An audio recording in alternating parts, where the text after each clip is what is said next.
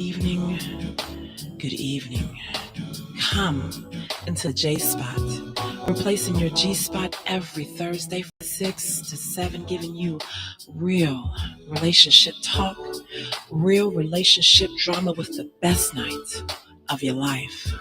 Your host, Jay and Simply E, hold on, get ready to enter the J Spot on IntellectualRadio.com. Good evening, good evening, good evening, and welcome to the best night of your life. Woo!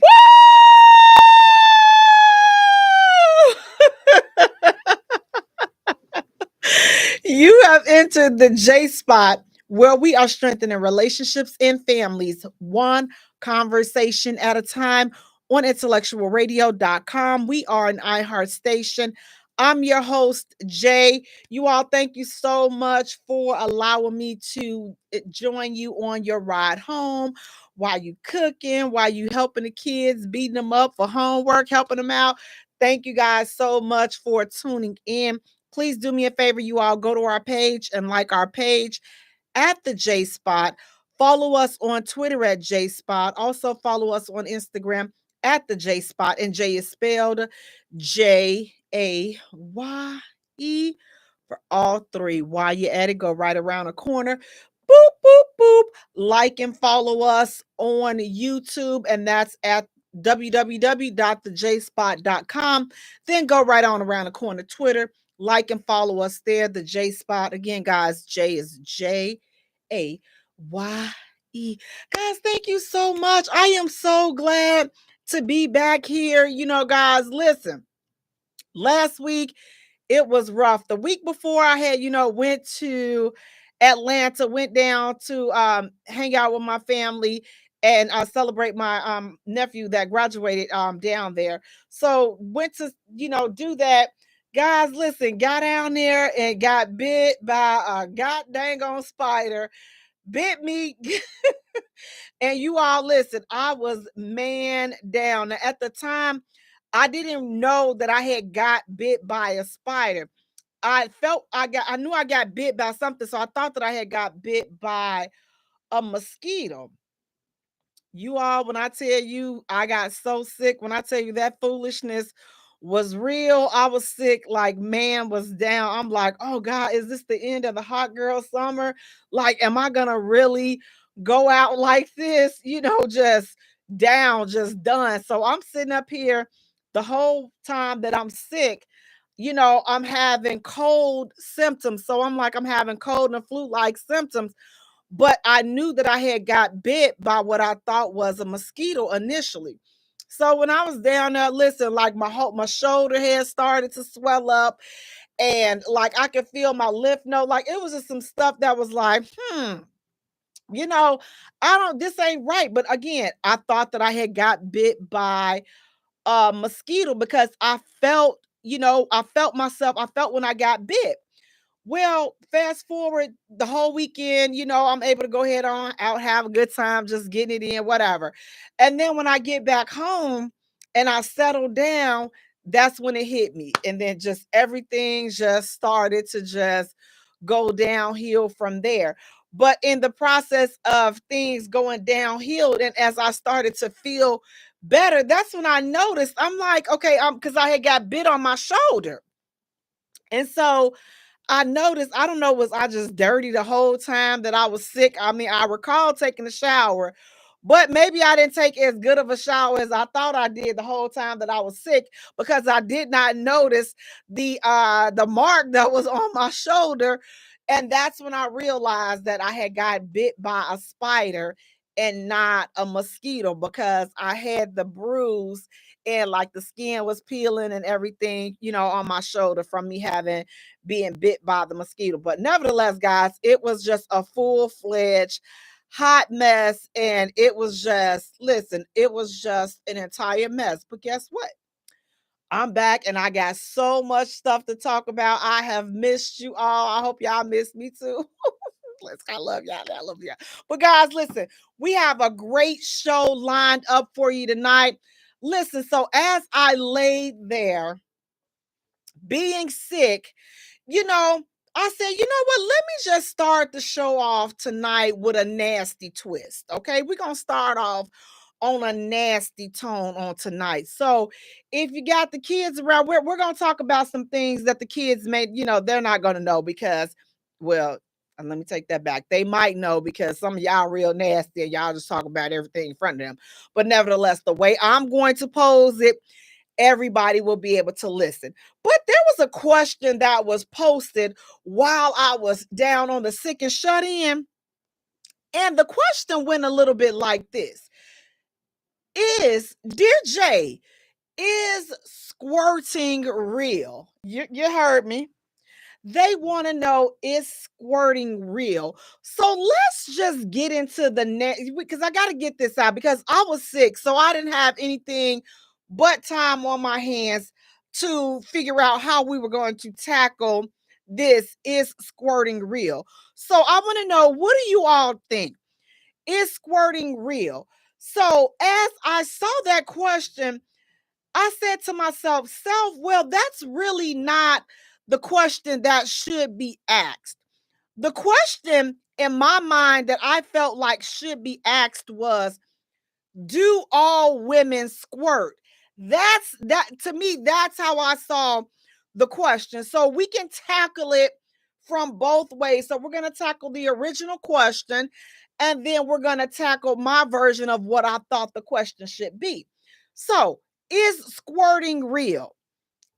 It is absolutely real. It is absolutely real. And like, if you've never, ladies, if you've never experienced it, I'm sorry. Like, I that's all I can say is I'm sorry. And I think that for me, I think that it has to be a special connection, or like the dude just gotta know what he's doing and where it's at. Like they kind of say, how many licks does it take to get to the center of the Tootsie Pop? It's kind of like one of those situations. So that's what, in my mind, that's what comes to my mind when you think about, is squirting real? You got to know how many licks it takes to get to the center of the Tootsie Pop. And if he doesn't know that, then I don't think that a woman would experience squirting. Like, I think that squirting is just like the next level of having the big O. Like, you can have the big O. You can have, let me say this, you can have the O, but add the squirting in, and that's the big O. So there's a difference. So there's a lowercase o, and then there's the big O. And the big O includes squirting. So the lowercase o, okay. But the big O, open up the floodgates of heaven. That's what happens. But there's also a debate about the fluid that comes out. It's not pee. It is not. Listen, fellas, if you've ever been down there, you got to understand, like, listen, it's not pee. For those that say that it's, and listen, now some might lose control and have a little bit of both going on, but when you experience like 100%, like that 100% squirt, there's no odor to it. So that's another way that you know that it's not pee, is because there's no odor to it. So with pee, there's, if she's peed, you're gonna be like, get your up out my bed. You done sit up here and I messed around and I peed and I messed up my sheets, up my good laundry on up in here. You done sit up here. What's wrong with you? You can't hold, you can't hold water. You done sit up here and I messed around and I messed my bed. And you'll know the difference between her peeing and then her having the O. But for ladies that say, you know what? I don't think that squirting is real. That's because you haven't experienced it. And again, I'm sorry if you have not experienced it, but it's definitely a real thing. And all I can say is, get you one. Like, try to have you one. I don't know. Like, is it something that I think that you can do purposefully? I mean, of course, I'm sure. I mean, they do it. Listen, if you go to Pornhub and now listen, here's where the misunderstanding comes in at. If you are on, hey Katie Lowe, how you doing? If you are on Pornhub, listen, and you're watching this stuff, a lot of this stuff, listen, you all will be misdirected and get the wrong information if you are trying to find out what is supposed to happen in to your body from Pornhub and all this other stuff.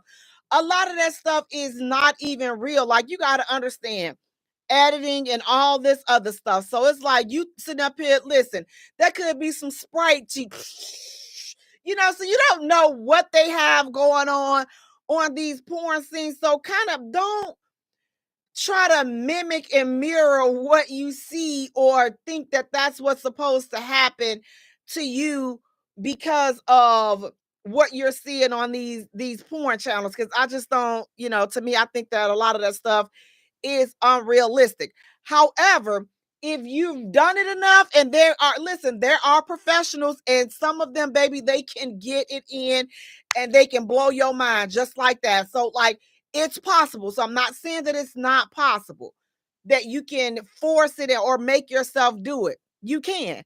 But I think that, just having that right person, and listen, you all being in tune, you know where it's at, you know how many licks it take, and then you tell him, because sometimes they may be a little bit off, listen, they may not know.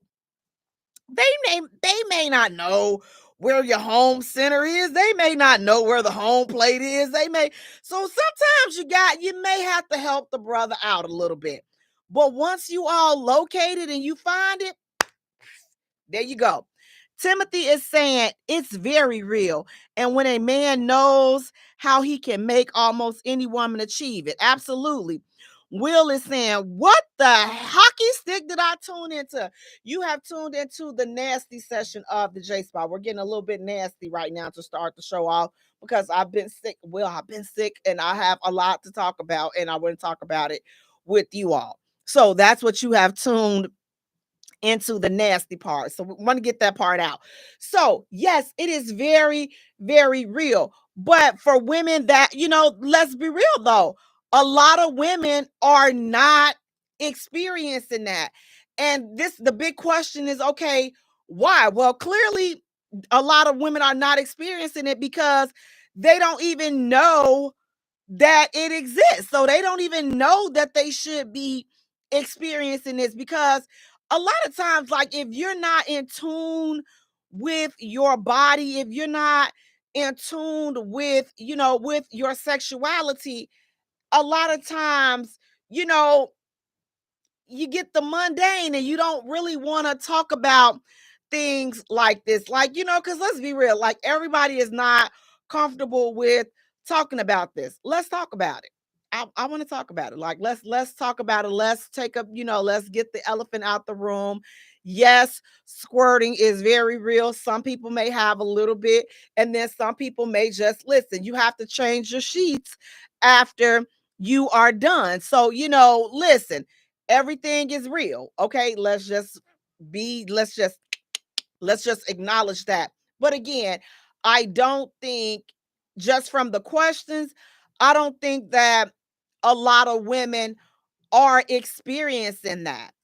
And again, it could be because, you don't know your body, or, you got to be in a certain mindset. So for me, I think that it just takes a special kind of connection. And I don't think that it's something that can be achieved with everyone unless you get with the dude and they know what they're doing. And again, if you know where your spot is to achieve that, then you can teach him, and then you can always achieve that. But if you don't know where it is and you kind of just stumble upon it and you like, whoa, because I think that that's how some of it, for most women, I think that you kind of stumble upon it, and then you like, oh shoot, what in the world?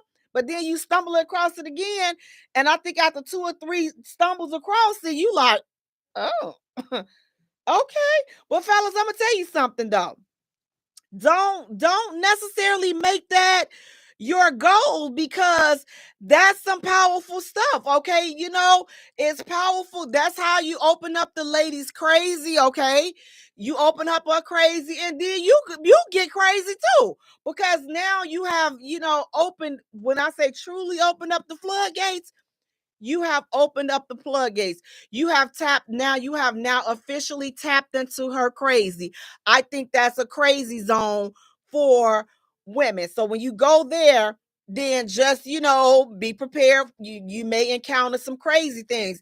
Ladies, if you flood on them and flood them and drown them, you may open up some crazy tendencies, and that's just what could happen. So be very careful with making that the goal, because again, now you find yourself hooked on to some people that you can't get rid of.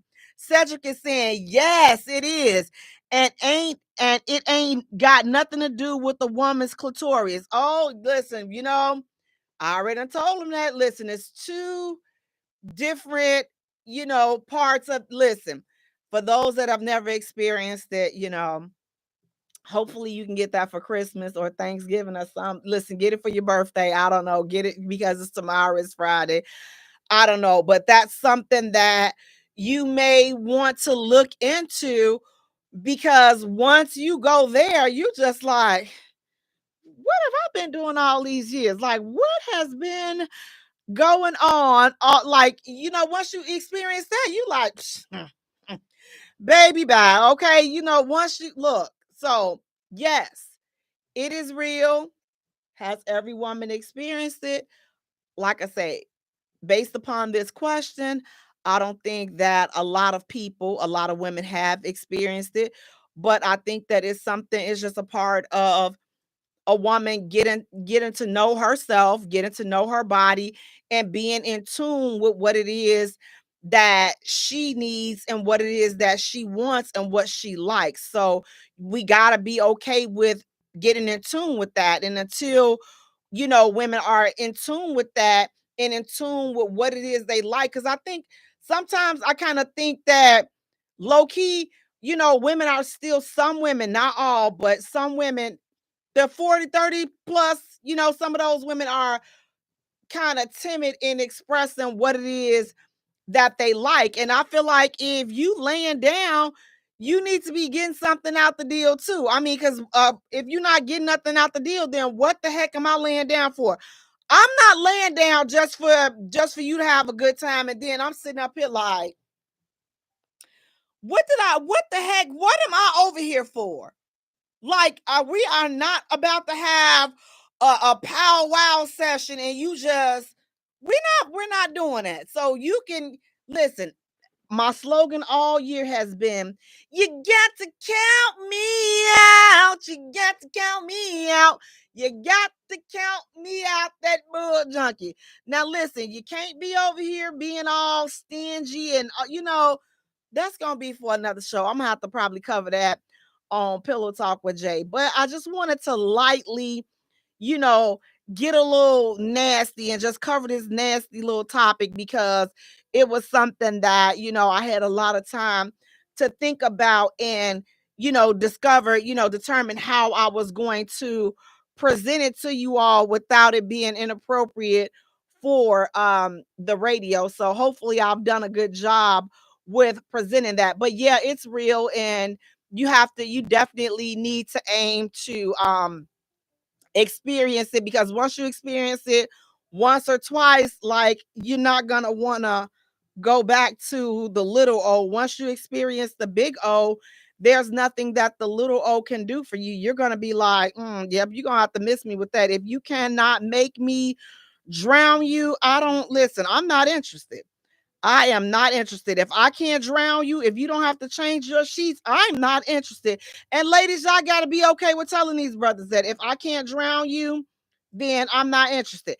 And if he doesn't know what that is when you say that, just go home. Just go home if he don't understand what that is, because clearly he's never experienced it either. So if he hasn't experienced it, then he's probably gonna have a hard time with taking you there. But again, you got to let him know, listen, I come here to drown you. And if you're not ready to get drowned, then you're calling the wrong person. That's what you got to tell them. Ladies, talk your stuff, because they be sending all this crazy stuff in these messages and stuff, and they don't be really knowing what to expect when you get there. But then when you get there and now you drown them, it's, hey, that's on them. So just tell them, listen, watch what you ask for and watch what you desire, because some people, you guys are just not, you're just not ready for it. So just say, listen, I'm coming to drown you. You know how they, when they be talking, they be sending their little stuff in the messages, and they be saying all the stuff that they gonna do. And just kindly ask them, are you ready to drown? And if he be like, what? Am I ready to drown? Stop responding to his messages, because he is not ready to ride the ride of the squirt. He is not ready to ride that tidal wave with you. And it's okay. You got to let him, because then you're going to get a little O or no O at all. And then you're going to be mad. So if he's not prepared, ask this question. Are you prepared to be drowned? Can I drown you? And if he doesn't know what that means, you might be a little bit out of his league, and you got to let him go ahead on and find somebody else to play with. Because this would be a question I would have to ask him. Did your big brother send you over here? Because if he did, go back. Go get your big brother. Send your big brother instead, because clearly we are not talking the same language right about now. I know how to tick some people off, made some people mad. That's okay. That's what I'm here for. Guys, thank you so much for tuning in. Listen, our next hot topic. Now, speaking of drowning, this don't have nothing to do with drowning. But what do you all think about this? So now they're saying, if if she has been on 3 dates with this man and she has yet to kiss him, she's there for the food. What do you all think about that? Is that a true statement? If a woman has not kissed a man by the 3rd date, she's there for the food. What do you guys think about that? Is that an accurate statement? Or is that somebody that is just like, yeah, nah, bro, you done been hurt a time or two. So, look, I don't know what's going on, but, she could genuinely like you. She's just not ready to, get into anything physical. And I would say, so my thing would be, I would want to know, what is the age? What's the age bracket? What is this age of the people that are, listen, we've been on 3 dates and I have yet to so much as get a kiss. What's the age?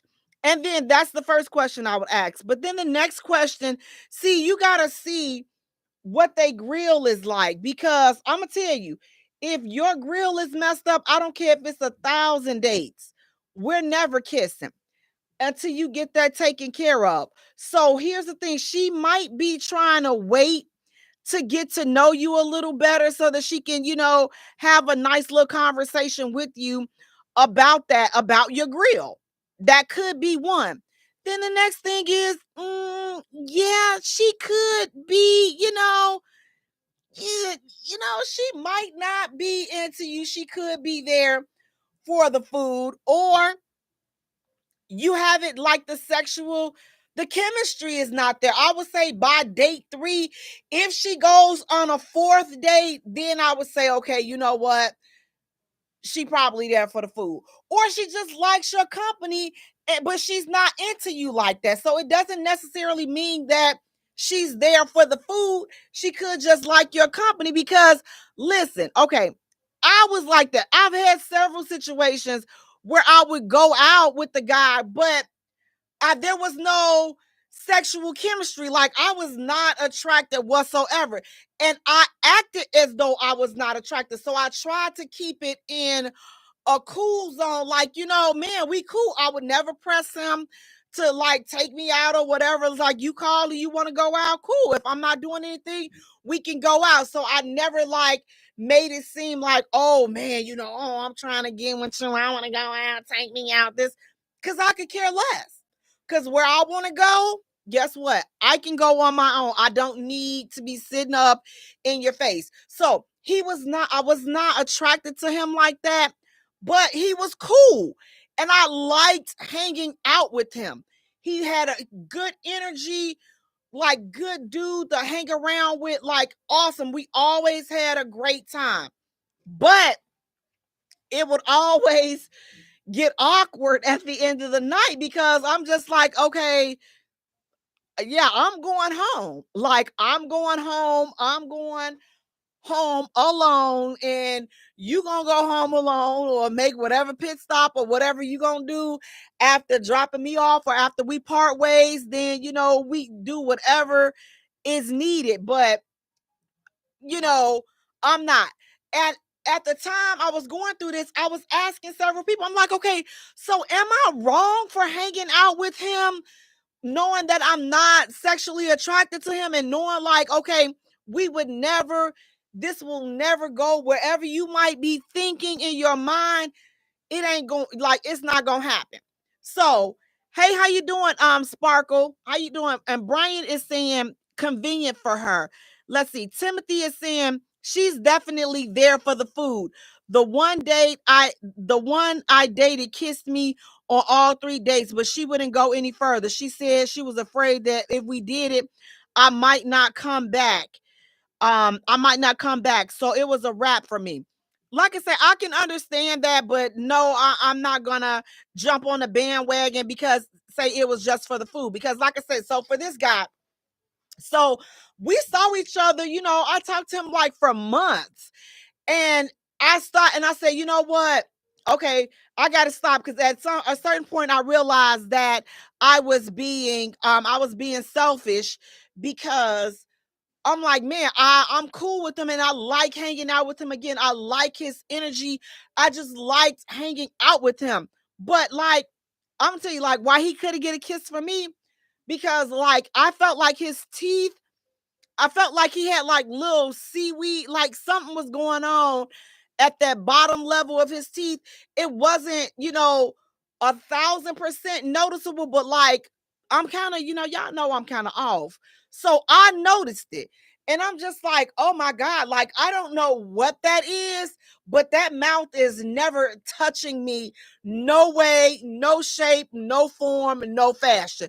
So it's like, I'm not saying he never tried to kiss me. He would definitely try to kiss me. And I would, give him a little cheek, what, and I know y'all, I know I'm bad. I do better now today. But that's how it was because I felt like it was something growing on his teeth and I didn't know what it was. But again, I'm like, I have fun with him. And it had nothing to do with, the food, because we could go somewhere and it have absolutely nothing to do with food. We had great conversation. We just always had a good time. But once I saw that, okay, you know what? It's undeniable now. Like he's like really feeling me and I'm not there. I'm like, okay, well, I can go on and see if my feelings would change, which is another reason why I just, decided to just, okay, let me see. But my feelings never changed in that aspect as far as, okay, you know what? I want to get closer to him. I want to get closer with him. Like that part just never happened for me. So at that point, I'm like, okay, you know what? I'm not feeling him like that. Like I'm just never gonna feel him like that. I like hanging out with him. I like going out. I like his company. I like talking to him. But as far as any sexual chemistry or energy, like you got like nothing, like cold, just cold as a brick. Like there was none. Don't try to massage me. Don't try to Netflix and chill me. Don't try to any of that because it's not there for me. And once I accepted that, you know what, it's not there for me, then I was able to just say, you know what, I'm not going to go out with him anymore because now it's unfair, because now I know and I've made up in my mind that I'm not there with you and it's not fair. I don't want to lead anybody on. And I did my best to not lead him on. But like I said, and I had to tell him, like, I enjoy hanging out with you. And he asked me that at one point, like, man, how's, what's going on? Like, how do you feel? I'm like, I like you, which I did. I liked him. I enjoyed hanging out with him. I totally did. But I was not sexually attracted to him. So did I lie to him and tell him something that he wanted to hear? No, I didn't. I was being very truthful with him because I did like him. But as far as, again, having a sexual connection with him, I didn't have that, which is why I said, you know what? Let me go ahead on and just let him go and leave him alone because I wasn't feeling him in that way. So that's the reason that I stopped going out with him and I just kind of faded off. It was the, it's me, not you type of thing. So that's how it was. Cedric, you're saying no form of affection at all. Like I would hug him, but even that, I'm like, I don't give me the, I would give the church hug because again, I had no sexual attraction to him whatsoever. So I'm like, listen, do not be trying to push my boobies all up on you because it's like you're not gonna, there's no friction, there's nothing. I'm like, and then come on, move back. And I know that he saw it. And again, when we would talk, I would be honest, but he never like asked me like flat out, like, okay, what's up when I try to, hug you or kiss you or anything. Like he never asked me that flat out. And so I never flat out answered or said anything about it until I got to the point where I'm like, you know what? Let me stop. I mean, because now I'm like, I got to the point where I'm like, okay, I'm being selfish now and I realized that because I'm like, just because he was so much fun to hang out with. And I'm like, you know what? He's looking for more than a buddy, to hang out with. He's looking for something, more than I know. I know 1,000% never gonna happen over here. Never gonna happen. And so I'm like, okay, you know what? I can't keep, monopolizing his time, knowing that he's what you looking for, bruh. You never gonna get it over here. It's just not going. I'm sorry, it's not gonna happen. And this is why I'm gonna tell y'all something. This is why I'm gonna tell y'all, I'm gonna be honest with y'all. This is why dudes don't like me. Cause I don't drink. Baby, since I don't drink, so you never caught me in one of those, them little tipsy moments where I'm like, okay, you can just take me home because I done had too much to drink. Baby, I'm always on point. Always. So you ain't gonna catch me slipping because I don't drink. I don't smoke. Like, is she ever not alert? Only when I'm sick. Then I'm but when I'm up and I'm active and I'm in it. I'm in it. But I don't drink, I don't smoke, I don't get high. So, like, you sure you don't want to have a little? No, I don't drink. I'm good. Thank you. Thank you. Thank you. We can have coffee. I'll cut that off at a certain time because then I'll be peeing all through the day. But that's not your business. But, again, I don't drink, I don't smoke, I don't do any of that. So it's just like I'm always alert. So it's getting late. Okay, I'm gonna go home. You sure you don't want to come watch this movie? No, for what? It's 11 o'clock. I already know what's going to be. I already know what's open at these hours. And unfortunately, it's not going to be me. I'm not open these hours, bruh. So, and after so long of doing that, I was like, okay, you know what? You got to stop because you're not being fair, because you are holding this guy up for from having something or pursuing somebody else. And I know that he was talking. Let me just put this out there. I know he was talking to somebody else because we talked and we hung out for a long time. So I know that I was not the only one. And I was okay with that because, like I said, we were not in a relationship. We were just seeing each other. And like I said, I liked him and I liked him a lot. And I don't even say, Cedric, you said I friend zoned him. You know what? I don't even think he was in the friend zone because, like, he didn't have a chance in that area. He was just a dude that I liked hanging out with. Like, he was easy to talk to, he was easy to hang around. And I just feel like when you get good people like that, like, good people are hard to come by. So that was the thing for me. Like, I'm like, yo, I could talk to him like about almost anything.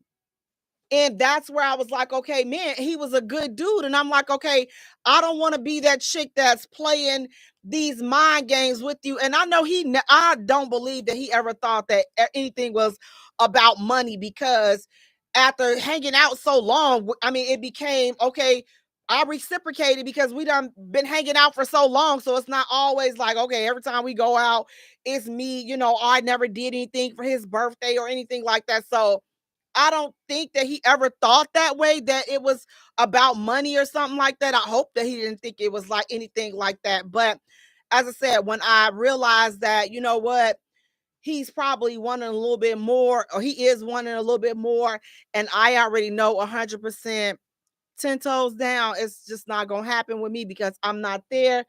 Then, I was like, okay, you know what, it's time to sever this and just, just let it die out. So I just, let everything just gradually fade out, and it just had a natural phase out, death. It wasn't, oh, he's mad, I'm mad, or anything like that. It's just like we faded out, and that's what happened. But we had went out for a while. But that's why I say I think that it's the age bracket that we would have to see. Hey, Lawan, how you doing? The age bracket that we would have to see, because some of the newer chicks, let's be honest, we're gonna be honest, they do be out there for, for a meal or two. But I think that every woman is not out there for a meal, because as I said, you can see my thighs and you can see I am not missing a meal, have not, will not, did not, cannot, will, won't not. Okay. And all those nots. So listen, we're eating, whether you I told y'all this before, fellas, we are eating whether y'all want to think that or not. And here's the thing, y'all, I need y'all to mind your own business, fellas. Some of y'all need to mind your own business, because some of you all get upset with women that are going out with these guys and they feeding them. As long as, if it's not you, if you not the feeding type of dude, then don't worry. Just stay out this other man's business and stay out these women's business that these men don't mind taking them out to eat. Just because you not gonna be friendly with your credit card in your pockets, that's you. But stop hating on these women that are able to get out here and get these men, and these men willingly take them out. Because here's the thing, fellas, come close, whether y'all want to believe it or not, some men actually, they don't mind taking a woman out. They don't mind paying and all this. They don't mind. They just don't. And for those that do mind, I'm not mad at you. I'm not mad at you. Just know where part of the game you fit in at, and get in where you fit in. But you can't be mad at women that, ah, she went out on Friday with this dude and I bet you he paid and took out. Why are you worried about what she did on Friday? If she's not your woman, why are you worried? You worrying about the wrong thing. You're worried about the wrong thing. So if you are not the paying type of dude, that's cool. I think I think that women, especially women of a certain age, are okay with you not being that dude. And she knows somebody she knows the dude that is, and she knows that it's not a problem for him, and he's not gonna complain about it. He's not gonna sit and feel as though he has been used or anything like that. This is what he does. He doesn't have a problem with, oh, listen, I'm on my boat. You want to come through on my boat? I'll come get you, take you on my boat. All this and that. Listen, it's so many things that men don't have a problem with doing. Just because you do doesn't mean that all men do, and don't mean that the women that are showing up. So it's like if they are showing up just for these things, I would think it's because it's something that they've gotten accustomed to. So I don't think, and I think accustomed and being entitled are two different things. So like I can show up and I'm just accustomed to the door being open. But no, that's not a good idea because I'm entitled to have the door open. We gonna have the door open, or I'm just gonna stand there. I'm be like, they can't be, we cannot be together. And this door is not opening. I don't touch doors. I don't touch doors. So we can be, so that's an entitled. So I'm gonna not use that as an example. But it's certain things that you can feel like, okay, like going out. If we go out, he's not entitled to pay for me. If he asks me out, then I'm expecting because you asked me out. But if he gets there and he's like, okay, well, I think that we should go Dutch or I'm not paying, it's not a problem. It's not a problem for me to go in and pay for my own meal. It's not a problem. I'll pay for it. But guess what? That will be the last time that we will talk, because if you felt like that, then you should have let me know that, you know what, listen, okay, I'm not paying. Because again, listen, this is my reasoning. And fellas, help me if I'm wrong. Cedric, you saying stay in your lane, bro. LaJuan is saying taking her out can also be a stress relief for him. He just wants a beautiful lady on his arm for the night. Say that ish again, LaJuan. Because I don't think the brothers at the back heard that. I don't think they heard them. I don't think they heard that. Some men just like to be out. They like to be out, like you said, with a beautiful woman. And listen, your conversation, your presence is enough. Now, at a certain point, is he going to go and get something? Listen, is he going to be expecting or hoping that you come home with him? Yeah.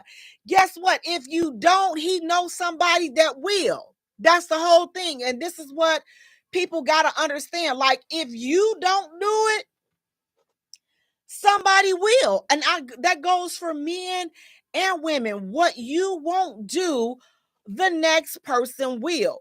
And until you're in a relationship or a serious committed relationship, you can't really get mad about what single people are doing until, again, you decide, listen, okay, you know what? I'm gonna commit to her. I'm gonna commit to her. And now I can stop all this double dating and she going here and going there, and we can kind of put some titles on it. But until you're at that point, like, I don't know, like, let's just, move accordingly. But I will say this, I am not, you know, on board with people using somebody. So if you feel like a woman is just going out with you just to eat, then I wouldn't take her. And ladies, if that's your intention to just go out with this dude because it's gonna be something, he's gonna feed you or something like that, then to me, I don't think that that's fair. But to go out with somebody because you genuinely like them and they are genuinely good people to hang out with, but there's no sexual attraction, I don't think that there's anything wrong with that.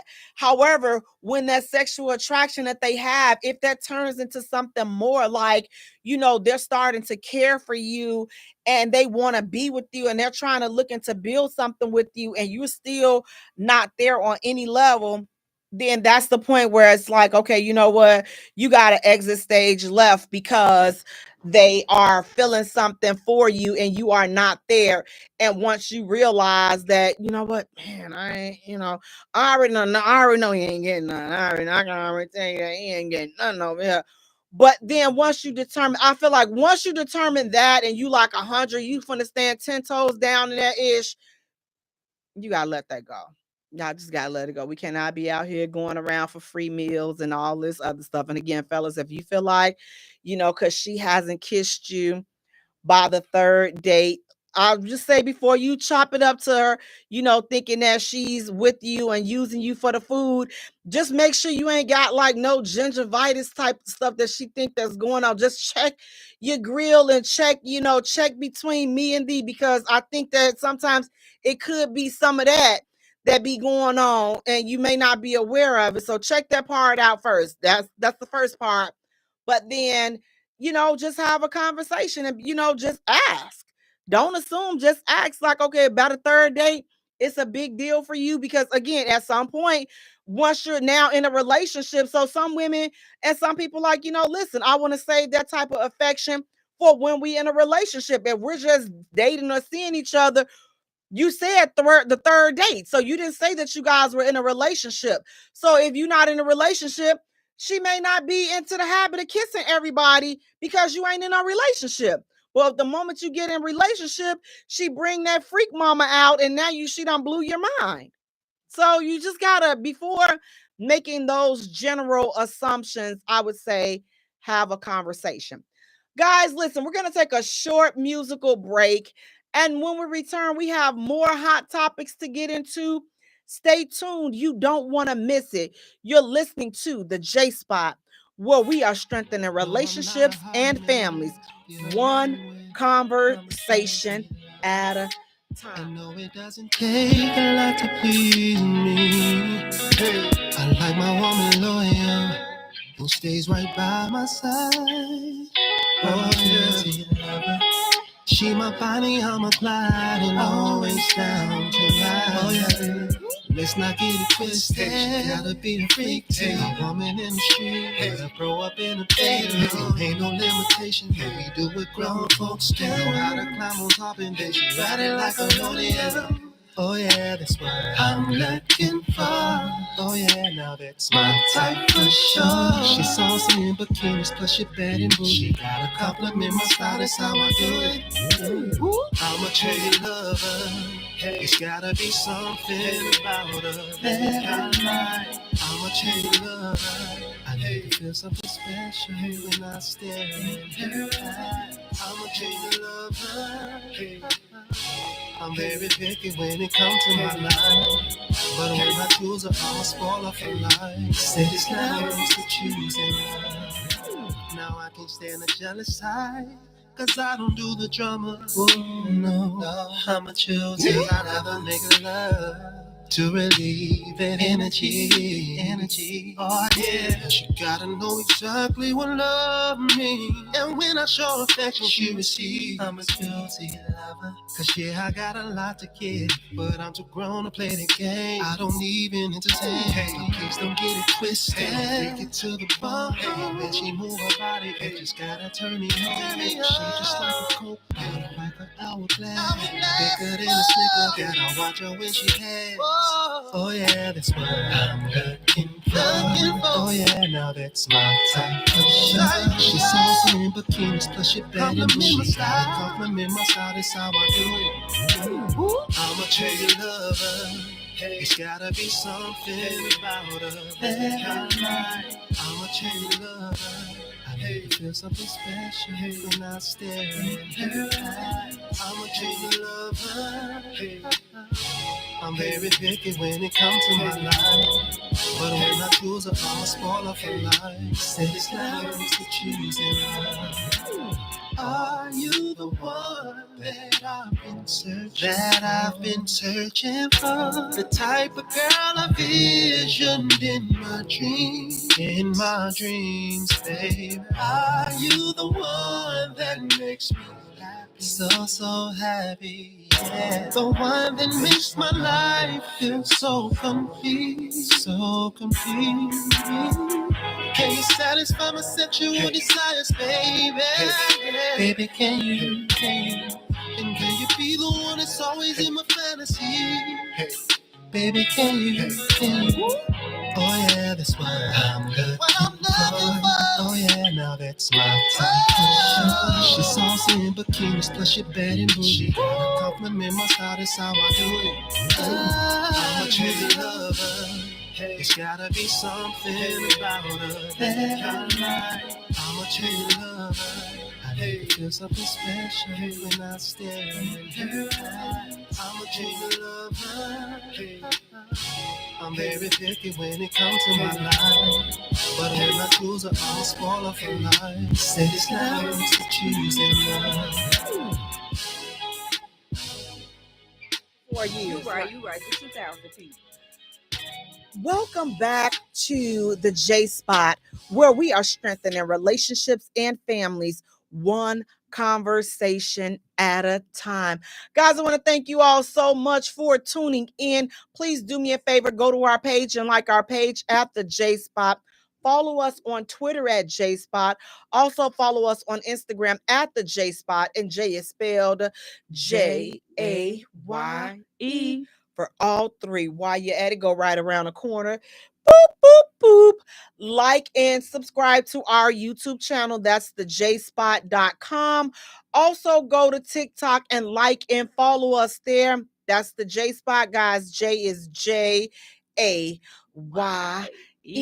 turn on the notification bells on all platforms. Boop, boop, boop. Guys, listen, it's just me. And look who we have tonight. Back in the building. Listen, esthetician, Yes. Chandler, Ooh. mother of a group of cool dudes, Hey, and a little lady. I don't know about Yeah, Lady Lotus, how you doing? that. Baby. I miss you. I miss God, you. listen. It's been a summer. The summer was summering. Oh, this summer as like can suck all like it was. All I say is, come on, September 22nd. What is it? September 22. Yeah, And, yeah. pumpkin spice people. I don't like y'all, but I need y'all season to come on in and come in with some goodness. It's this. I need. Listen, you know, I never was really. I'm not a cold winter person, but this foolishness this summer has just like I'm like I'm so over this doggone summer too. I'm just like Pass me by. But I'm thankful to be here, you know, Yes. thankful for all the good things, but it has definitely been rough. But I'm just thankful that you're back. I'm back. Woo, woo, woo. And guess what? Listen, it's so much foolery. If you're anything like me, I was sick last week, you know, got bit by a spider, and it was just all downhills from there. But guess what? I am making up for the foolishness from on last week because I had a whole bunch to talk about. Now, listen. Speaking of having a bunch to talk about, what do you all think about this? The woman says she always gives her number for safety reasons. She says men will hurt women if they get rejected. She says, I love my life. What do you all think about that? Fellas, what would you think if your lady gave these dudes her number? But she said, I just gave it to him for safety reasons because I don't want to get hurt. What do you think? Is that a valid? What do you think about that? I'm gonna call tomfoolery on that one. In our younger days, I used to deal with that. You know, back in the day, you get rejected, use a yellow bee, and they throw bottles at you. As adults, we should know good ways of saying I'm in a relationship, I'm married. For me, I'm quick to say, hey, I got a happy home. Well, you know, you could take my number, we could be friends. Why are you trying to break up my happy home? Well, I got a woman too. Well, why are you trying to break up both our happy homes? I'm happy. I'm good, sir. You know, I try to keep it polite. Right. I try not to be rude, disrespectful. Also trying not to lead the person on by just being nice. But just to say, I'm going to keep giving random dudes my phone number just because I don't want to get jumped on. I don't know where you live at, sister, but you need to move. So now when I saw that, now I can actually kind of relate to her because even still today, dudes don't take like some dudes, and these are the dudes that are always, I've summed it up. The dudes that act like this and act crazy because you don't give them your number, they're always on the receiving end of some rejection. So, but dudes that get the number and, you know, they cool and they confident, they like, okay, you know, you ain't give it to me. Now, I got a devil's advocate because some dudes that can't deal with rejection is because they're always getting the number. So when somebody somebody rejects them, it's like, wait, who do you think you are? You must don't know who I am. Right. So I think it goes both ways, but I still feel it's all how you carry yourself and keep you some mace on you, sister. You have to, because, but I mean, I don't know, like if I felt threatened, then I would give my number. I would give the business number. Yeah, you and ain't get I've my had number. people call like right there on the spot, and I'm just like, oh my God, you are so getting blocked. I can't wait to get from over here. But it's like the level, like you can almost feel the toxic energy. Like you can almost feel that this could go wrong At very any minute. quickly. It doesn't matter if, listen, I've heard people, I'm like, listen, I done said I'm married, I'm gay, I'm with somebody. If you say that you married, then they'll be like, well, are you happy? You wear your ring, yet you ain't got no ring. I said, we don't wear rings. Like, I don't have to wear it every day. Don't mean that I'm not married. Right. Well, you need a friend and this and that. They No, I go don't. there. And then if you say that you like women, well, can I watch? Can I be a part? What can you do? Leave me alone. Let me tell you, you hit him with the quick, sir. No, sir. I'm great, sir. How are you? You're not going to mess up my happy home, sir. Girl, they don't be caring about that. They I've be never like, had listen. any issues beyond that. And I will say, I did just have one person like just keep going and going and going. I said, you know what? I sell candles. You want to buy some candles? Is that how you want to keep in contact with me? Ooh. You gonna take this card and buy some Keisha's candles. What I'm That's just the only like, way you gonna get in contact with me. They listen, they be like, listen, I've had somebody say that they will be a secret. Are you like it's so I'm like, you know what? If it's easier to just give it to you, give you the business number, because like I said, I always give the business number and like get you out of my face, then I'll do that. But I'm like, you shouldn't have to fear getting called out of your name because you won't give a dude your phone number or you think that you all this and you all that. Now I will say now today it hasn't really come from men, the older men, but it's like some younger men. And then I have to check myself. So whenever I run into that, I was like, okay, what's wrong with what I got on? What do I have on that said that you should try to talk to me? You're young. I'm like, listen, I done told, Because they want you to pounce on them, girl. I done hit some of them with, listen, sweetheart, I got stretch marks older than you are. I done hit them with that. They don't even care. I lick them stretch marks. What? I'm just like, so how do you get, so like I said, if I felt threatened, I would be just like this lady. I would definitely give my number to get up out of them, give my business number to get up out of there.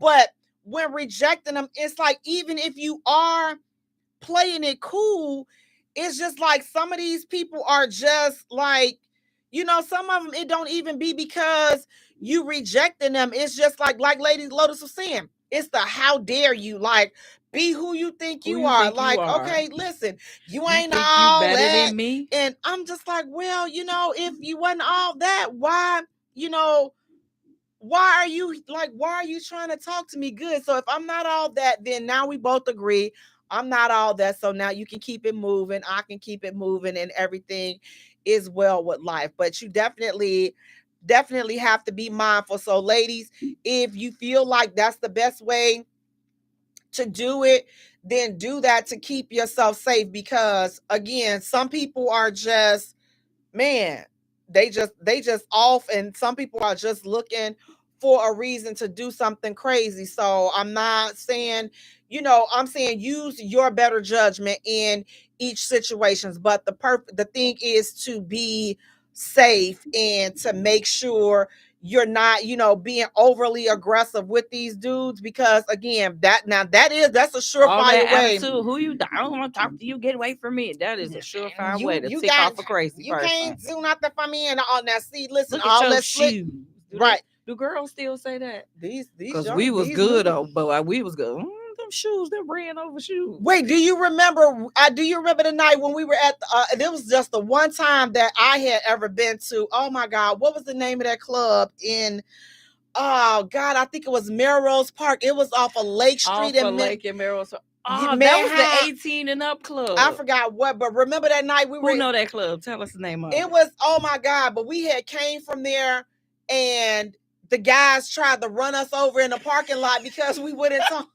I'm just like, I forgot about that. Oh my God! Was like that the night I had my mama. I had my mama. We was in somebody's car. You drove, right? My mama car. But Yeah, I was just like, oh my goodness. So back in the day, so this was happening back in the day, like the foolishness. It was really, really bad back in the day. But now it's semi, now I don't get it as much as I used to back in the day, because I'm like, okay, these men, y'all should be old and y'all knees should be bad by now. You should be on some breathing stuff. You ain't got time to be trying to cuss nobody out. Them Clifton Powell knees. Right. And so you shouldn't have the strength to be cussing nobody out because they not giving you their number. But like I said, I have experienced it from the younger guys, and I'm like, okay, what the heck let me stay out of Forever 21.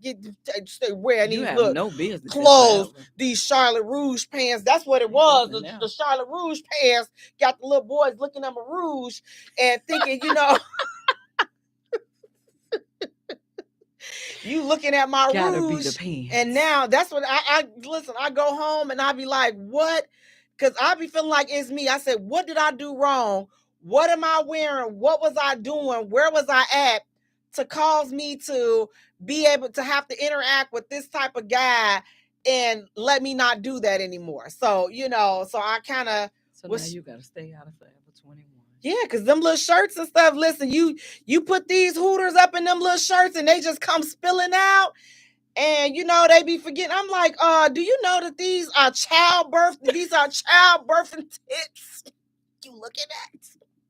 Do you know that? They don't care. They don't. You are experienced. I need you to halfway be my mom. I'm like, I ain't interested, because if she didn't raise you right, I don't have. Listen, I ain't got nothing. I ain't got nothing for you, sweetheart. That's what I'm gonna tell you. So listen, if you feel like if you giving him your number and that's gonna keep you safe, then I would say you have to do what you feel is right, that is going to keep you safe. But I'm not, listen, just have a backup business number or something like that, because you don't want to be giving your house or your real cell phone number out to everybody. Or if you do, then just, if they call you, block them.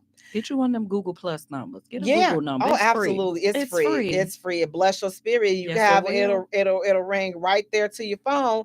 Now, listen, speaking of ringing right there to your phone, what do you all listen, you all, we got to get it together. So the lady, she's like, listen, she borrowed $500 from her guy. Borrowed. And she had to pay him back. So she got mad because he wanted her to pay him back. And she's like, we're in a relationship. I shouldn't have to pay you back. What are your thoughts on that? If you're in a relationship and you are borrowing money, should you be required to pay that money back if you are borrowing it? And you're like, okay, but we in a relationship. Give me back some of that throat I gave you. Can you give me that back? Can you give me back some of that hand? Because I'd be petty like that. But those would be some questions that I would ask. I'd be like, you know what? Give me some of that back. Can I get that back? Because I let you borrow that. Okay. Technically you didn't borrow that. You gave it. I borrowed, but there was no borrowing the head. You gave the head. You borrowed it for the time being. that was not a borrow. You cannot borrow. That was a giving in a transactional situationship or whatever you want to call it. Mm-mm. You can't give that back. Mm-mm. Unless you say what they used to say. What we used to say, do me and I'll do you. Now that's a different thing right there. That is not a borrow. Ladies, if you put it out there and you tell him he borrowing it, this is because it's not his mouth, it's your mouth. So it doesn't belong to him. So it's borrowed. I'm not gonna do this with you. It's today. Borrowed.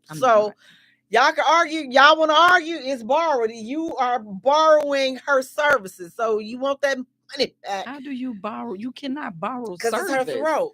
That's just like saying I went to work and they borrowing my time today. It's her throat.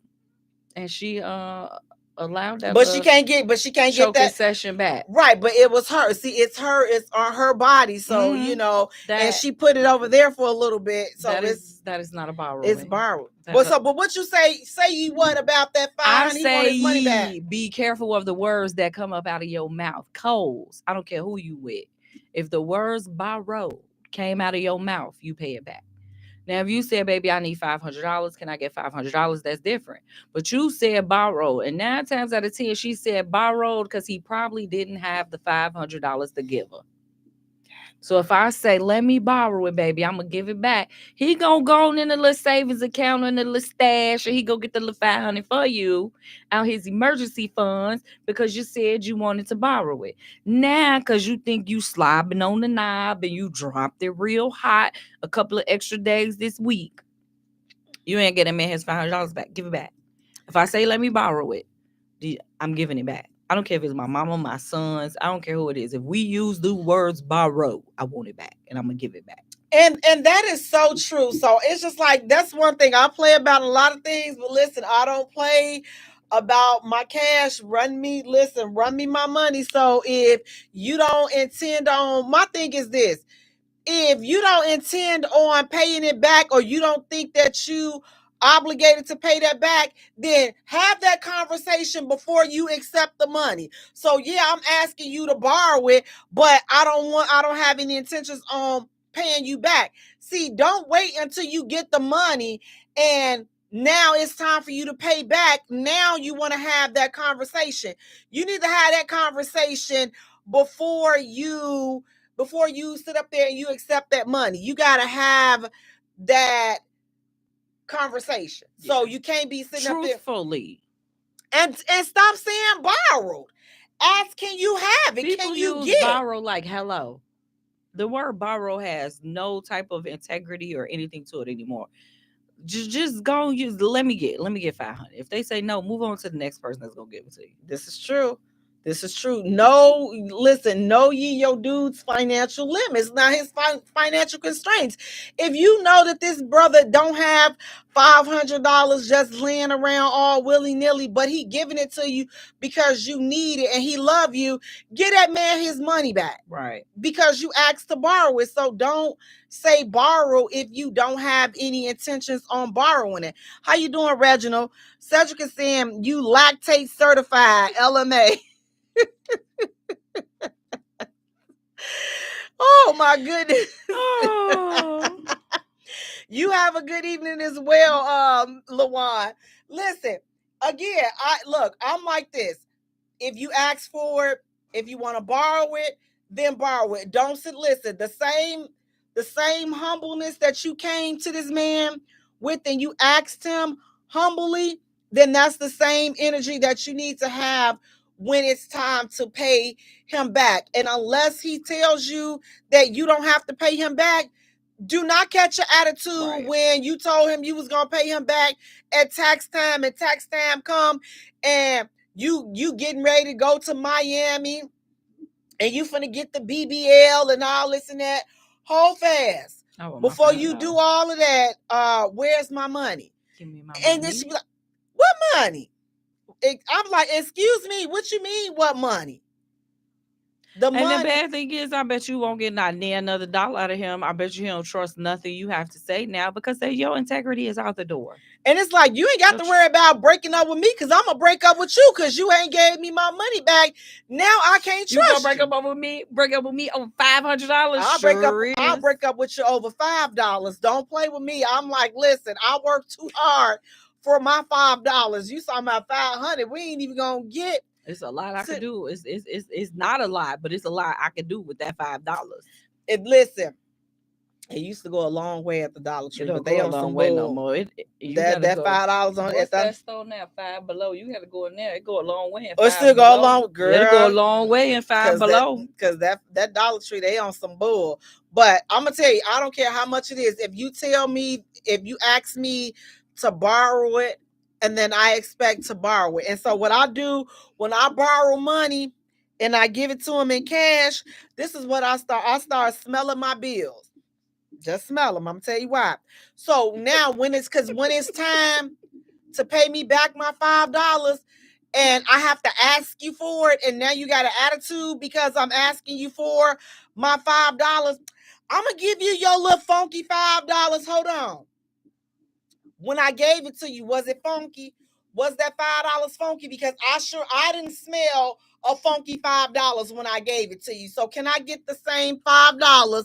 Scratch the funky off. I got your little funky $20. See, now we got it always when you ask for it. Right. So I'm like, have the same energy that you had when I gave it to you. I need that type of energy, but don't go and have my money being funky and it wasn't funky when I gave it to you. Just give it back. Cedric said, if you asked for it and said you give it back, run my bread back. That's right. I need my $5 for my candy and my Cheetos. You got that right. You got that All right, Cedric, over there, listen. I need that $5 on my $20 lunch for Monday. I need that $5 for my $6 latte at at the other place. And my expensive water habit. Man, listen, you are $5 is just that's a lot. Look, I need my money. That's the tax on it's the tax on something. I was gonna say it, but I ain't gonna say it because you is gonna beg to differ. But that's somebody's tip who did some work for me. Well, that's a tip. That's a good tip. That's an awful tip. Why is it an awful tip? $5 is a horrible tip. Why? Because it is. How much was the bill? I don't know. But if I tipped you $5, please believe I don't like you. So you tip people that you don't like? I mean, they did their service. They did what they were supposed to do. Yeah, you got paid when I paid. The way I tip is it starts at a level. And it just slowly but surely drops. Now it's either going to stay there. It could go over. It could. I've given $20 tips in IHOP. But I like the little boy. He was in there working hard. He was cool. He was always mannerable and respectful. And he got blessed with $20 one day. We just went on a little road trip this weekend. My check was $9. I gave the lady a $9 tip because she was nice to us the day before. She was nice to us that day. Oh, okay. Well, see, I can see that. But like, she got a tip the day before too. She got $5 the day before, but the bill wasn't $9. But see, if I like you and I like your service, then I mean, like, I'm gonna tip you. But if I feel like you just doing your job and you not doing nothing extra, like you're not going above and beyond, and I don't know, like you gonna just get a tip. I'm gonna still give you a tip. So are you tipping in addition? So like if they charge the gratuity for the table, are you tipping in addition? No, ma'am. Your job sets you up for failure. No, ma'am. Your job sets you up for failure, and you set yourself up for failure when you accept this job with this extra gratuity in there, so all y'all can split the pot. I also asked, do y'all split y'all pot, or are y'all tips for yourselves? Because most companies, they share their tips. So at the end of the night, everybody put their tips in together.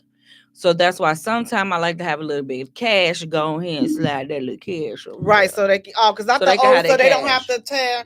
They don't have to turn the cash in. They do. That's why when you, especially like when you sit at a bar, you see them just, even when the restaurants where you sit at the bar. Yeah, they have the jar. They have the jar. Whatever their tips are, they cash them out and they all share them. Oh, yeah. I couldn't work at a place like that because I would probably be angry all of the time. But, they sharing is caring, you all. So let's just be nice and share, I guess. But listen, speaking of sharing, so this woman, and her friend, they go to the casino, baby, and the friend hit, the passenger hits, not the driver. So the passenger, the friend passenger, she hits, okay? Her winning. And she gives her friend, she won like $15,000. So she gave the friend $500. And no. They said, oh, wait, the lady, she won $500 in the casino and she didn't give her friend, the driver, any of her winnings. And so now the friend is upset because the friend that won the $500 did not give her any money. So is the friend wrong for not giving her friend any money that she won at the casino? Because, see, that'd be real touch and go. Because I'm going to tell y'all something. Listen, baby, when Sister Van, she just went to the casino this past weekend. And she came back excited. And she talking about I hit. I was like, so how much did you win? Baby, Cedric, you need to talk to my mama. She looked and she was like, how much did I win? That ain't your business. Do I ask you how much you That is not your business. I don't believe you asked her how much she win. I'm like, and she had a little extra pep in her stuff. That means she won my extra pep. I'm like, so I said, sister, what you over there? What you win over there, baby? She was like, don't ask me no stupid questions. Stay in the child's place. We don't care how old you is. Right. So I'm just like, I asked you how much your paycheck is. Right. I'm like, did I ask you how much your bonus check was? I'm like, can I get you cannot. That's why don't nobody tell y'all nothing, because you always talking about can I get? That's why she mad now, because she knew she shouldn't have told her she won $500. She wouldn't have asked. So is the friend wrong for being upset that her friend won $500 and she didn't give her anything? It go both ways. If you won something and I drove us there, I come from a group where my homegirl, she always wins. I don't know how she do. She always win. We could be in Vegas and she hit, and she just come in the hotel room and wake us up out of our sleep passing out money. It's just like that friendship of integrity. Like, man, if I got, you got. So that would be a friend. I'm not going to be mad about it. I'm not, it's just it's going to be file cabinet. That's how I view you as a friend now. So you won't be that friend that I say, hey, let's go out to eat. And you say, oh, I don't got no money. Good. You can't go. Right. Because you won $500 and you didn't get Petty LaBelle nothing. So now when it's time to plan the vacation and you say, oh, I can't get my plane ticket. Oh, too bad. I'm sorry. Now I can't help you with your plane ticket because you wanted $500 and you couldn't even be like, homegirl, here go 50. You ain't even take me to the buffet to eat. Man, not even the buffet. And I drove us here. And see, and that's because even if I was the driver and I won, I'm still gonna hit my friend. Because that's my girl. We here together. Now, don't be looking for half of my money. Right, because that's what I was about to say. So, out of $500, if she had gave the friend something, she could have gave her $20 and she still would have been mad because you won $500 and you only gave me $20. I gave your gas money back. Right. So my thing is this: a Chick-fil-A meal. And Chick-fil-A is not cheap. I know. Listen, Chick-fil-A is not cheap. First, I want to say hi. How you doing, Flavio? He says, I want to understand a little in Portuguese. I am Brazilian. I'm sorry, hopefully you can see our translation on Flavio, but thank you so much, because he is definitely an avid supporter of the J Spot. He is always in the comments and liking and sharing. So much love to you, Flavio. Thank you so much for tuning in. Now listen, out of $500, and we came to the casino together, I won $500. My thing would be, okay, I would at least give her $50. Now, that's just something. But I'm not entitled to give you $250, give you half of my winnings. Now, here's where this gets kind of tricky now. If you gave me money and then I hit, see, baby, that's a whole different war right there. So I don't know, did the friend loan her some money or give her? If you gave me some money and I won, it was my money when it touched my hand. It wasn't yours anymore. It was my lucky quarter. Your lucky quarter passed into my hand. Boy. This is the problem with people of color. We have a feeling of entitlement that we feel like we are entitled to any and everything that don't got nothing to do with you because I washed the floors. She owed me something. Well, I was entitled.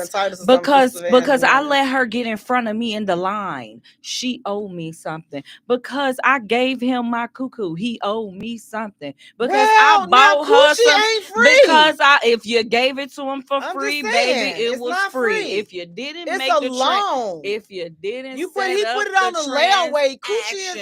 Listen, that's Coochie is put up on the layaway. Set up the transactions beforehand. You gave it up for free. I was just looking at something. Somebody I'm going way off subject, but you started this. You know how they be doing the little videos where the kids go tell their mama something to make their mama mad? The little girl went up to her mama. She said, Mama, I'm gonna go sell my coochie for $40. Her mama said, what? She said, I'm gonna go sell my coochie for $40. She said, B, that's all you worth? Back in my days, I would have. And my mom was like, you ain't asked for $500. That's all you worth is $40. If you didn't set up the transaction before you got there, if you didn't say, hey, if you want to hit this, then you need to put the money on the countertop. Well, you need I to think put the money on the side end table over here. If you didn't say that, then you giving it up. Coochie is transactional, But and stop feeling entitled to everything that has nothing to do with you. Your kid got a first job. You want the kid money off the check because the kid live in the house with you. Let your kid go to work and give you a little money. I'm on board with all that except for the coochie. The coochie is transactional. Listen, you are signing up. That's a whole different contract that you have entered into. So that's are they aware of this?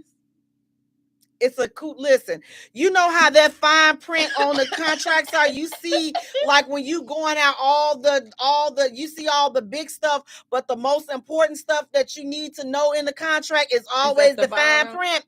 That's what the coochie. That's how it is with what you call it, little thing, the A street. You got to see. Yes, you got to see that. But see, clause 1, 2, and 3. Exactly. So that's how the coochie is when you. So it's those little fine print that you don't really see and nobody talks about. But it's there. Don't sleep with Miss Vance. Okay, it's there. So you got to. But I felt like Sister Vance should have said how much she won. I do feel that. That is not your business. She do not have to tell you how much she won. Cedric said, "I love your mama." Listen, exactly, because they be acting. Listen, he saw the way she was acting. But listen, I just like ma'am. I just want to know. But Cedric is saying that this is what you should do for the friend. He said, just fill up her tank and call it one. Hey, absolutely. It's definitely, you do something. I'm like, you don't just go and I think not do anything. I don't have to do anything. I'm going to say that I will because that's just who I am. But I don't like nobody telling me what I got to do. So, I'm not giving you nothing. That was my $500 that's going on my light bill, my gas bill. Then I'm bringing $250 back to the next one. See, now this is my sister. Hey, Lee, my sister. Now, see, this is why you all. My family is good. My family, yes, it is. Leanna, see, this is why I'm telling you. My sister, she said, and I know she would do this. If I borrowed your money and won, I think it would be okay to evenly split the money. See, now that's a different thing. You didn't say she borrowed the money. Right, so no, she didn't in this scenario. But the other part of it that I asked, like, if you borrow money from the friend and then you hit, what would you do? Like, how would you handle that situation? And she said, I would definitely evenly split the money. And I love my sister so much. I got to see who it is first. Now, if it was from the person, whoever, and I'll say who I borrowed it from. So if it's my sister Leanna, I would split it with her because I know that she would do the same. Right. But if it was some random, I'm gonna do like Cedric said. I'm gonna fill you up. But if you gave me $50, I'm gonna give you $100. If you gave me $50, I'm gonna give you $50 back, and I'm gonna fill up your tank. It all depends on the spirit who gave me the money. Yes, and that's we know our friends. Yep. We know the people that we are around. Yep. And we can't always just be superly. I learned this years ago, being just super overly nice. Everybody was my cousin. If I split it with you. Mm-hmm. But when they don't do that. Oh, and that's a lesson I'm still and it ain't learning. A reason. That's not a reason for me to end the friendship. But it taught me how to be within friendships. Right. If I go to if you come to the birthday party and you come in with gifts, we come to the birthday party and we come in with gifts. And I go overboard. So I ain't even trying to tit for tat what you bought. But it's just that thing. What you give in in the friendship is what you're going to get back from me now. Exactly. And it's like you're trying to overcompensate. And here's the thing. Some people, it don't matter what you do, they are never going to be happy. You darned if you do, you're darned if you don't. I'm trying to tell you. But I think that at least if you do something, just knowing that people are not, people are going to be people, and some people are just not going to accept it or not be happy for nothing you do.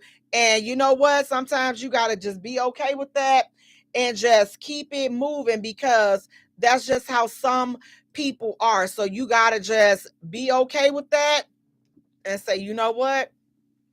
I tried, but you wanting everything, or you want to have. But now here's the flip side to it. By being the person, like, you drove and we came up there to the thing together, I don't think that I wouldn't feel like I'm entitled to get anything from you. I'm not entitled to. You can't even be happy for your me 'cause winnings. Like, where do I come off being entitled to what you want? I don't understand that. So, like, you're not as your friend just because I want to be happy for you. You can't be happy for me because you over here mad somebody ain't give you $1. Right. So it's like we gotta be careful with that, because people be like, they sent up here and they was trying to do this and they was trying to do that. And guess what? We can't go to the casino together no more. I'm like, ooh, you are no longer my casino buddy. Yep, I gotta find somebody else, because I'm just like, and listen, I will take the bus. Your spirit is wrong. Your spirit is all wrong, sweetheart. I'm like, we trying to get up in here and let loose and have a good time, and you sitting up here now, you got rocks in your jaws because I don't want $500, and $500 is not a lot of money. I mean, we would like to think that it is, but it's like, it's really not. Especially, I don't know if you got to pay taxes on that, but like, no, I don't pay no taxes on I ain't doing that. Oh no, that little $500. Let me tell you something. I won $700 some in Vegas, baby. That $700 took me a long way. Oh, did it? I was shopping. How much can you get? Girl, I went in the Pandora store, got me a couple of charms for my little bracelet, got daddy some Dior Sauvage, ate good. That little money went some way. And then I took it, flipped it, and won some more money again. Now, see, that's the thing. I would listen. If you gotta be careful who you go to the casino with. The person you go with gotta be a winner. And you gotta have a winning spirit. True. Like, yo, mama, I need to go with her because she got a winning spirit. Girl, and she be up in there. I'm just like, you know what? I be sleepy. I be tired. So I'm like, and with you sitting next to me, you throwing me off. Yes, baby, she you got to go. This machine, yes, and this machine, and this machine in front of her. You are not allowed to go with I her. done lost my little $5, so now I'm ready to go. Yo, $5. I ain't giving it, please. Listen, I will not give the casino my money. This little Korean lady gave me the best advice that I have ever received. What she did? She walked up on me. We went to Harris Casino. We played hooky at work one day. Me and my winning friend Stephanie. We went to Harris Casino for the first time. That lady said, "You ain't no win. You no win. You put $5, $1." She said, "You gotta give machine money. Make machine think you play." So I said, "Okay." I put a little $20 in. That little $20 ain't get me too far, right? But I was winning. I went to New Orleans, sitting on the machine playing. Girl, I didn't even know I was winning. I had no idea I was winning money. It's the lights for me. I'm like a kid. It's all the ching, ching, and the lights. The man said, "Baby, you winning money and you losing it. You got to cash out and then go back and do it again." So I done got the little math and the little method. I know which little games I like to play. Now, I will put $100 in the machine.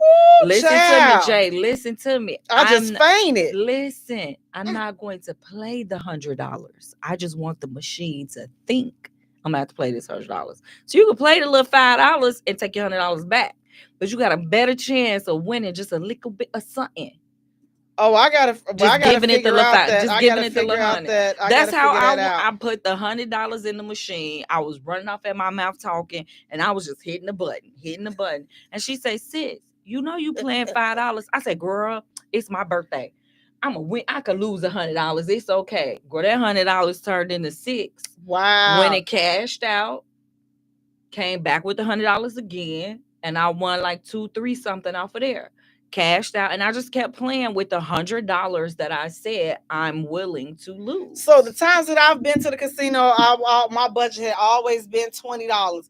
I remember when I was in Vegas, I had played because I was waiting. We were just walking through the hotel, and we were taking a shortcut through so that we could get out to the side that we wanted to go through, but it was so hot, so we decided to walk through the hotels. So they give you free drinks and stuff, and so my sister and them like, we want to stop and get a drink and all this and that. So everybody got their little drinks, and I'm like, okay, well, give me my juice, whatever. So I'm waiting. So as we waiting, I'm like, sitting right here by the machine. So I stuck $1 in there because my sister was like, I'm going to play this machine. So we all played the machine. So I stuck the little $1 in there and I won $50. Baby, I was like, yes. Now you done.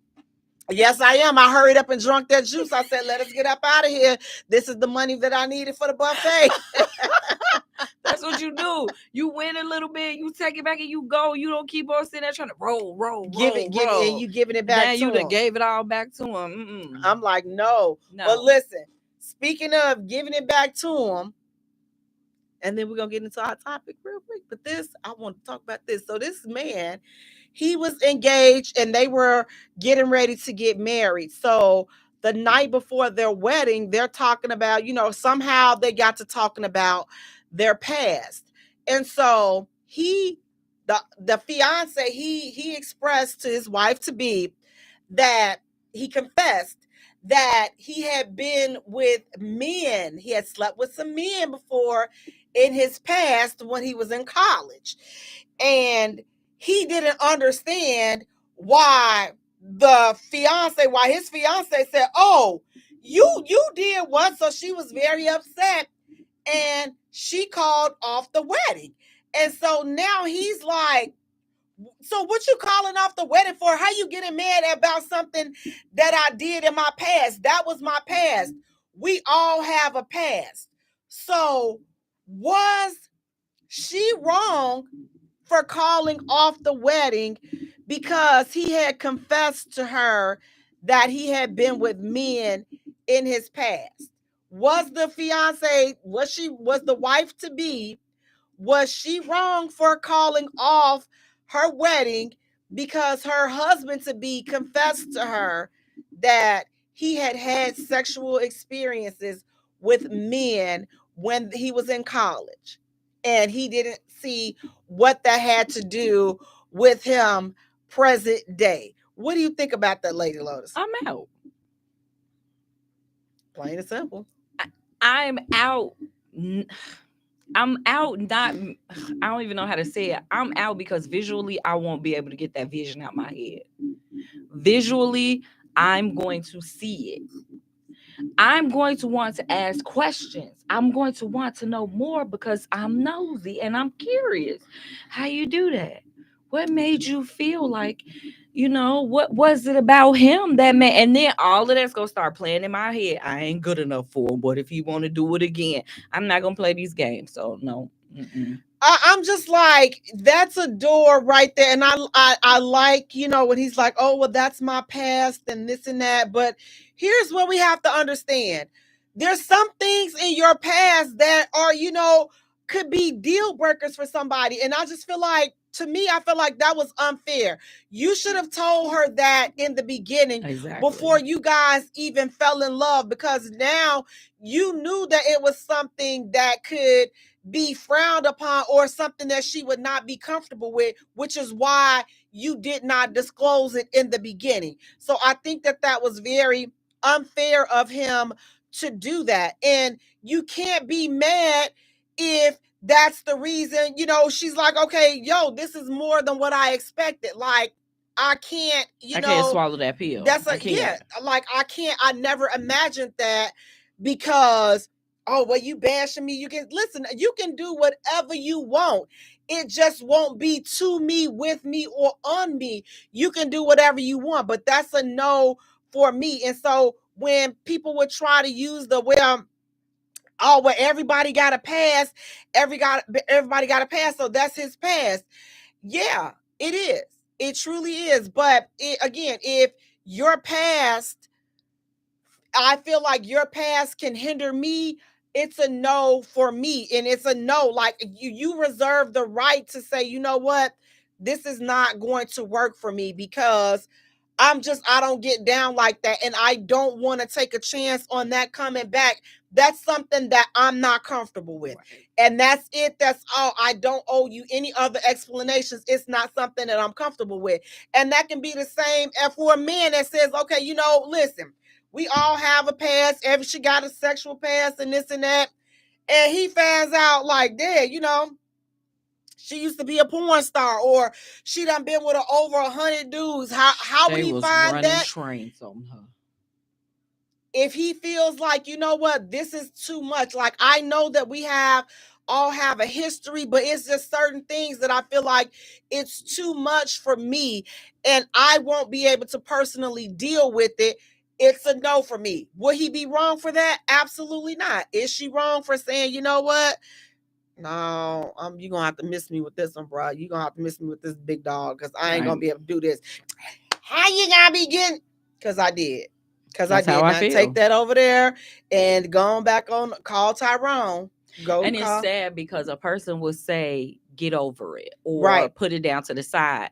But now all of this stuff is building up on the inside of me because I'm holding on to it. So now I'm going through, I remember they was on the basketball court, dude smacked him on his butt. Now, you know, it's like things people think about and go through their head and go through their mind. And I have a right to make a decision to say, you know what, I don't want to put myself through that. It's not something that I personally want. I'm going to be able to get over or put out of my mind. So I have to remove myself from the situation. And unfortunately, for you, it just have to be that, because that's no different than a woman saying, when I was in college, I went to a frat party and I had sex with 10 men. Yep. How would you be able to handle that? Absolutely. Are you going to come back and throw that in my face every chance you get? You know, you don't know if this is a situation where this woman is going to be like you, well, we can't say that, but you know, the words we used to use, you wag it, wag it, and you all these things. I may use those things in an argument. People use your past to hurt you. So now you've given somebody ammunition to also hurt you in an argument. Nah, I don't want to be here. I'm old enough to know I can't deal with it because I'm Patti LaBelle. And I throw it back in your face. But Myron is saying, like Myron says, history and pathology always matters, and preference is not a crime. Absolutely, it's just like, you know, we may not want to, you know, look at it like that, but it does matter. Cedric is saying no, because what else did he keep in the closet? He just might have that package, and he took away her choices when he didn't divulge that history to her. Agreed. Absolutely. So it's just like, when you know that things are, I feel like there's things that are not a part of normal, what's, you know, would be the masses, you know, in your history, like, you know, it's stuff that you know deep down that, man, I don't want nobody to find out about that. That's stuff that you need to let the person that you feel like you finna marry and you want to spend, you need to let them know or that. You better take that secret to the death. Let me know so I can make a decision. I just feel like if it's something like you just said, nobody knows this, I don't want nobody to know this, then you better just take it to your death. But people know that you was with dudes in college. Nobody else may have known that. It could just be between him and that dude. The problem was he probably wanted to invite dude to the wedding because they probably still friends. Or the dude done told, but you can't trust. You don't know who the dude done told that he done got that. He done opened that back door wide open. If you need to take it to the death, baby, you better take it to the death. You better deny. OJ took it to his death. The glove did not fit. It acquitted. You had to acquit. Okay, so the glove do not fit, ma'am. I have no idea what this young man is talking about. He has never touched my bottom parts ever. Never. Can you describe what my bottom parts look like? It's fluffy. He saw me, and you saw just... we was in the sports together. He saw me in the shower, baby. He's just mad because he couldn't get it. Brown sugar, babe. You better take it to your death. Sugar. It is okay to take your secrets to your death. You do not have to tell nobody your secrets. Because listen, if I find out, I'm like, I just want to know. So don't take away my option and my ability to make a choice. And speaking of abilities and making choices, listen, guys, tonight we are talking about but this was a perfect segue because he was then rejected. So why fear rejection? See, he told his truth, but he was rejected for his truth. So when you think about, there's things that people have in secrets and situations that people have been through, they don't really want to share those things. Why? because of the fear of being rejected. So let's just talk about rejection really quick. What is rejection? Now, according to an online source, rejection is the spurning of a person's affection, the act or process of rejection, to turn down, to let it go, to dismiss. So you have been all of those things. And let's be honest, we're living in a day and time where people cannot really take that. Nobody wants to be rejected. And here's the thing, rejection can happen in so many areas of our lives. Rejection can happen in a professional sense, in our families, in a romantic relationship. So tonight we're going to focus on being rejected, in a romantic sense. And so we kind of piggyback on when we talked about the young lady, and she said that she did, she always gives her number out because she feels like, for her safety and her protection, because people are at a point where they don't want to be rejected and we're fearing rejection. But I want to help us to kind of embrace being rejected. Because here's the thing, I don't think that there's anybody alive that has never been rejected. At some point, in some phase or some aspect in life, you have been rejected. So I think that it's how we handle rejection that will help us to deal with it. But if you're a person that takes every no or everything, every time you're turned down or you're dismissed from something, you're taking it so personally, internalizing it. It messes you up. It messes you up. And it's like today, especially, I feel like today, these newer people, they don't like the slightest thing. It's all internalized. It's what's wrong with me? Why don't you like me? What can I do to make you like me? When you're probably just not that person cup of tea. And that's what I always say. Listen, I've been rejected. Listen, I've been rejected. We've all been rejected. And here's the thing, I've been rejected. And here, it's not a good feeling. It's really not. But I feel like this. I just chalk it up to everybody does not have good taste, or I'm just not your cup of coffee. And it's okay. Like, I know how I like to drink my coffee, and everybody don't like it like that.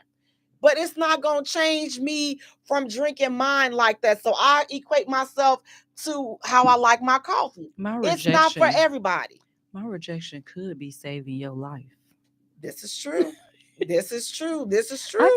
I think the way that we can possibly internalize the rejection to being so devastating is because of something that's already happened to us, in our childhood, where you feel rejected by either your parents or your peers or somebody. And now, as an adult, you can't handle the rejection because you've constantly been rejected for jobs or whatever the case may be. But all of that still leads into the romantic life, because I can't handle this. I'm tired of being rejected. I like you. I told you, I done told all y'all guys this story before where I had no idea this guy was courting me for 6 months. I had no idea. I thought he was just my little work buddy. He wasn't my work husband. He wasn't anything. I was not physically nor mentally or anything attracted to him. He was just a cool guy. You know what I'm saying? And we'll go for lunch. It's no different with anybody else that I guess, like they say, I'm naively too nice. But he had reached a boiling point to it was like, why don't you like me the way I like you? We must have came across this in two different, like, you came into this trying to win me over to like you. I don't like you. There's nothing about your spirit or anything that's making me attracted to you in that type of way. Some people just be out here in the world liking and hunching and on everything. I have to have some type of connection or something to you to like you. And he felt hurt and like really rejected by me. I can't say I'm sorry. I can't feel bad because I'm not attracted to you. That's just the bottom line of it. And you thought because, I'm a buy her lunch, I'm gonna find out what her favorite Starbucks drink is, and I'm gonna bring it to her to lunch to work all the time. it didn't make me like you. So did that not click? So did you not ask yourself, like, why is he doing this? Like, why? What makes him? I didn't, because that's the type of person I am. Okay. You know what I'm saying? Back in the day when I had my little link card, I had a little homie that was working, but he didn't really have any money. Here, take the card, go buy you something to eat. Hey, that's my kid's money. Don't go overboard. That's just me. Like, I go to lunch with people. I talk to people. You know me. That don't mean I like you. That don't mean I want to, you should. There should be signs and cues of the way a woman looks at you. We've been taught that the way a woman body, if you sitting together and a woman body is facing towards you, her legs are turned towards you, she's leaning in towards you, that's a sign of attraction. That's a sign that she likes you. But everybody don't get that. Everybody just because don't get I'm that walking perception around and talking stuff. to you and and I know I wasn't, I wasn't putting on my best. But I it's didn't. just- When you like somebody, you code when switch. you like them. When but I they like liking somebody, you, I code switch. So if I like you and I'm code switching, you ain't getting the little ghetto conversations and little hood me. You but gonna see, get they don't know dainty. that though. They don't know that, but it's still And whatever cute. you're doing, they like. It's the same thing as saying somebody got red flags. How come we could see red flags, but we can't see somebody don't like us that way? Everybody don't see but everybody don't see the red flags until it's the end. No, that's a fibber. You see the red flags, you ignore the red flags, and you went and you prayed to God for God to give you a sign and a symptom, and He gave you the sign and the symptom, and you still stay. Or you ignore the red, and you act like you didn't see the red flag, so He don't see that you're not giving him off that dislike that. Because when you did like this, or you may have did like this, He looked at that and He took that as though you were interested. So we have a way of twisting Y'all things. Better start perceiving things and twisting things in your mind. What we want to see. But Myron, he's saying that rejection and disappointment needs to be addressed and taught during your upbringing, not when you're an adult. We need to learn how to better respond to situations versus overreact and becoming hostile. Absolutely. And Stephen is saying that sometimes we make the wrong choice. We have to sit back and watch and wait for someone to watch and wait and see if someone is interested. If someone else, then you make a move. See how do you get to know him first? Absolutely. It's just like, again, you gotta put it out there. But it's like when you are being rejected and you find out, you know what? You're not the one. I'm not the one. I'm not the one for him. I'm not. My thing is this. I've always been like, okay, you know what? Let me just take a step back and remove myself from the situation. I'm not going to beat myself up or go through looking at, you know what? Why he didn't want me? What's wrong with me? I'm not doing all that because it's not personal. Sometimes it is what you are not what they're looking for. And it's okay. And I'm okay with that. And it's okay if your feelings get hurt, or rejection does hurt. And it's not to say that your feelings shouldn't be hurt, but to internalize it so bad that you beat yourself up.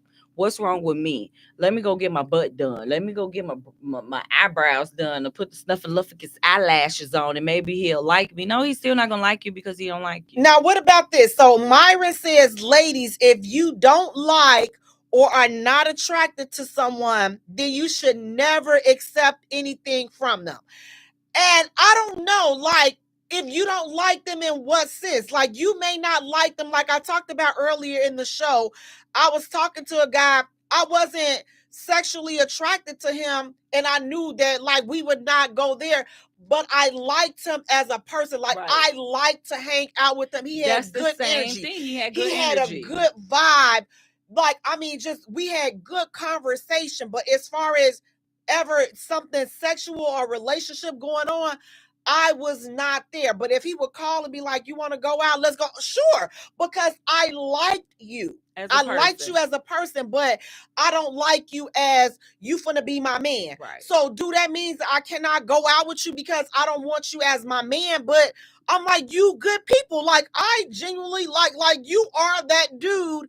and I like hanging out with you. So his name Myron. So what about, with the guy, I didn't know he liked me. He wasn't showing me anything that he liked me outside of what you saying, that there was a friendship. So when he come into work and he got my strawberry frappuccino, I'm supposed to say no because I don't like him? So now what I did do though, once I realized that, you know what, like now he's coming on stronger than what I'm not trying to go there. Now I've made up in my mind, like for sure, this ain't gonna never be that. Now he's showing me clear signs of He like you like me, and you trying to take this somewhere that I know that it's never gonna happen.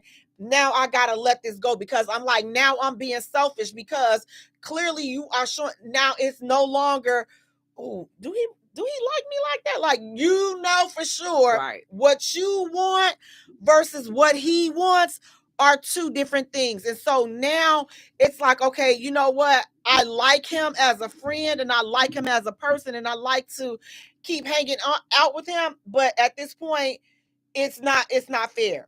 Right. Because I know the man for like me, he wants something more than I'm prepared to give him. And now I got to let him go. I got to let him go find his forever home. So when you're thinking of rejection and you're being afraid to be rejected, listen, don't be afraid to be rejected. Don't fear rejection. Everybody is rejected. Just stop internalizing. Like Lady Loda said, stop internalizing it. Stop taking it personal, and realize that everybody is rejected by somebody or something at some point. Be confident and secure in who you are. And if you know that you are a person that's not confident and secure, stay out the dating realm and work on yourself. Agreed. Guys, I want to thank you so much for tuning in. Please do me a favor, go to our page and like our page at the J Spot. Follow us on Twitter at J Spot. Also follow us on Instagram at the J Spot. And Jay is spelled Jaye